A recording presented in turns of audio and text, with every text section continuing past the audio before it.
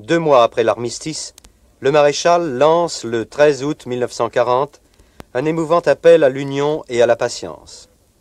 Après avoir condamné les propagandes mensongères qui attaquent le nouveau régime, le chef de l'État brosse un tableau détaillé des premières réalisations de son gouvernement.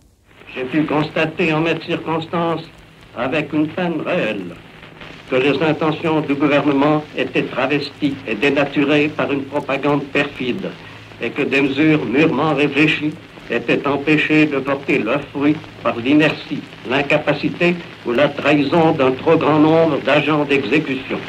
Ces défaillances, ces trahisons seront recherchées et sanctionnées. La responsabilité des fonctionnaires ne sera plus en vain mots. La révolution par en haut, comme on l'a appelée, descendra de proche en proche jusqu'aux assises même de l'État et de la nation. La France nouvelle réclame des serviteurs animés d'un esprit nouveau. Elle les aura. La première tâche du gouvernement est de procurer à tous, dans les mois qui vont venir, une alimentation suffisante. Or, l'arrêt du travail, les destructions résultant de la guerre, la paralysie des communications, l'exode d'une grande partie des populations agricoles avaient fait surgir sur divers points du territoire le spectre qu'on croyait à jamais banni de la hideuse famine.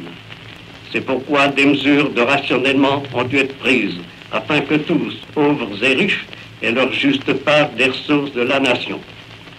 Nous avons voulu en outre préparer le retour le plus rapide possible de notre vie rurale à son rythme habituel.